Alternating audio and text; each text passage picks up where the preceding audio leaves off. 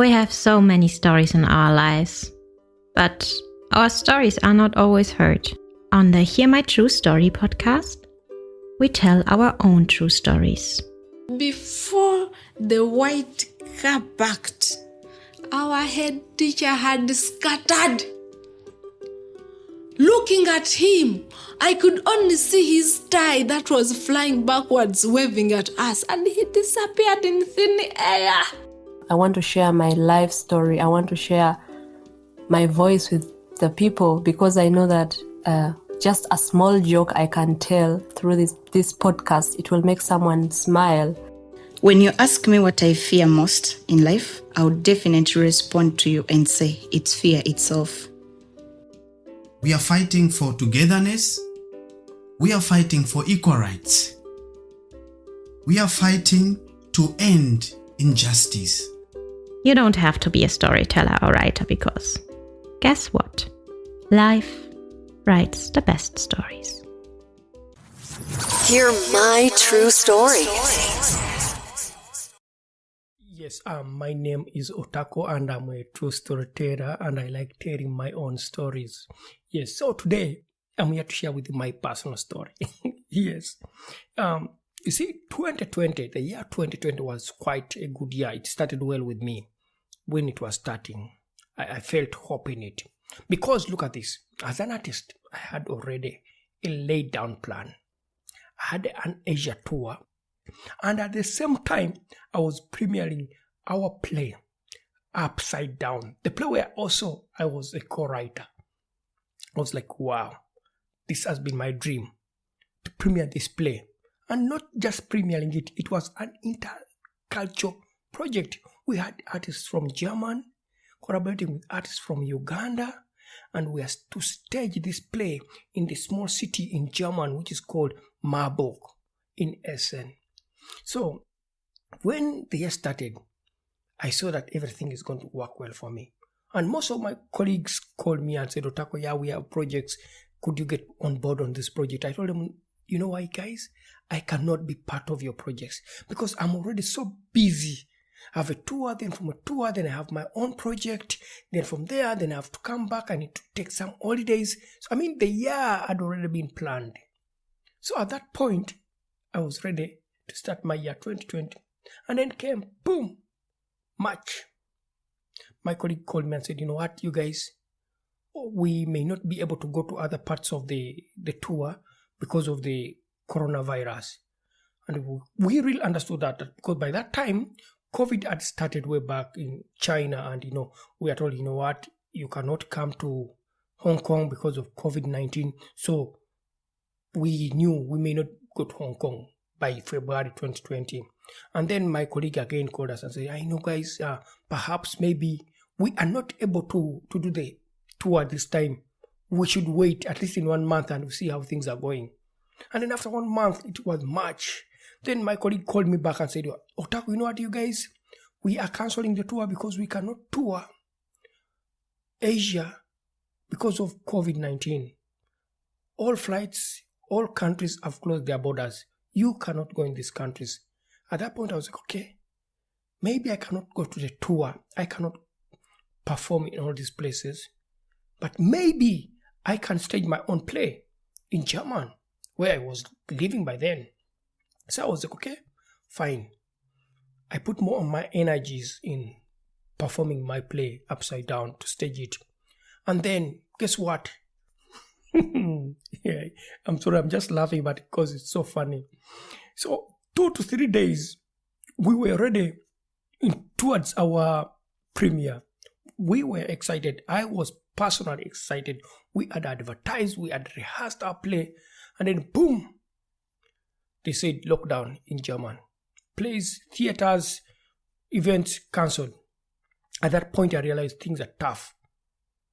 And then I said, Otako, what am I doing now? They have put a lockdown, no theater to work, no performance, no tour. At this point, I realized I've become unemployed. I went back to my room and I sat inside my room and I looked around to tell you the truth, I could not see anything in my room that could save me at that point. I was just seeing myself as unemployed, gone, period, everything finished. But then, I tried to find out, what can I do? The lockdown has started. They started with 3 weeks. Then from weeks, 6 weeks now. Again, staying inside the house, eating, waking up, sleeping, not doing theater. I started getting depressed. I started getting frustrated. I could see my roommates. I was staying in a VG. VGs these are shared flats where you share with other people. So I could see my roommates who were in my VG going to work. I know they're doing social work and their jobs were continuing. On my side, I was like, no, why did I choose theater? Why am I doing theater when I cannot work in these times of COVID? To tell you the truth, I regretted to have chosen this career of being an artist.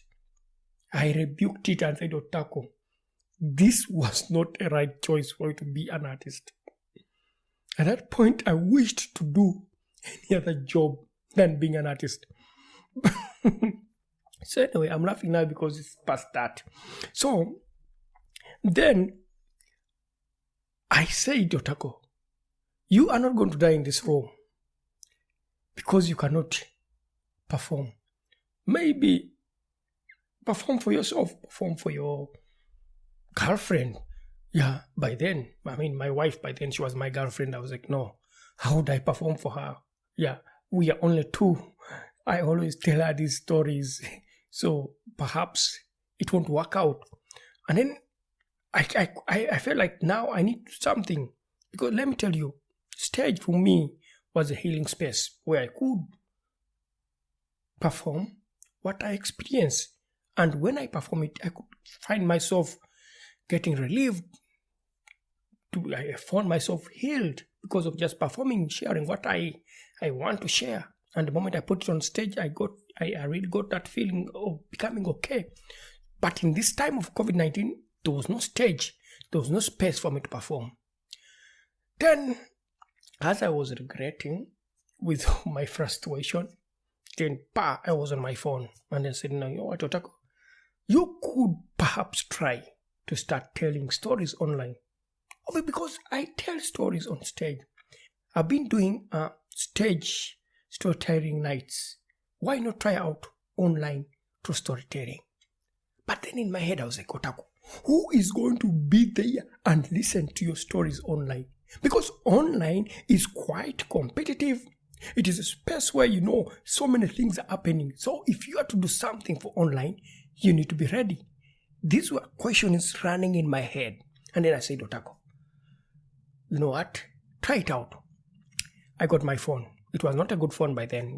I couldn't make videos. So I recorded audio story. And I said, okay, let me record it and feel myself. I recorded it and then I couldn't really feel it. And then I said, no, Otako, film it with your poor phone. I did film my story. And I saw it, wow, it looked good to me. And then I shared it with my wife, by then my girlfriend. And I was like, okay, could you listen to that? And she was like, yeah, it's a good story. Why don't you share it, And I was like, okay, then why should I not tell stories online? Then I decided to my first online story. And this was so funny because my first online story was about my first experience when I arrived in Germany. So I told this kind of story. I put it on my social media platform, Facebook. I know what? People liked it. People liked my story. And I was like, what? People are commenting. People are sharing my story. I was like, no, Otako, there's hope. Don't die in your small room when there's a platform here that you can use to tell your own stories. And that's when I said, Otako, go online through storytelling and start telling your own stories. And this is why today I'm telling you these stories online. Because it makes me, not just me as a person, that I get this feeling when I tell these stories online. I feel relieved. I feel I've shared my part of my life experience and hope it heals me. I hope it does for other people, because when it's online, it's performed from being my own personal stories, it becomes a public story. And that's how I enjoy telling them. Thank you for listening to our podcast, Music by Edwin Matovo, hosted and produced by Otako. Subscribe to our podcast for more stories and visit us on our website, hearmytruestory.com, for more stories. All the links are listed in the show notes of this podcast.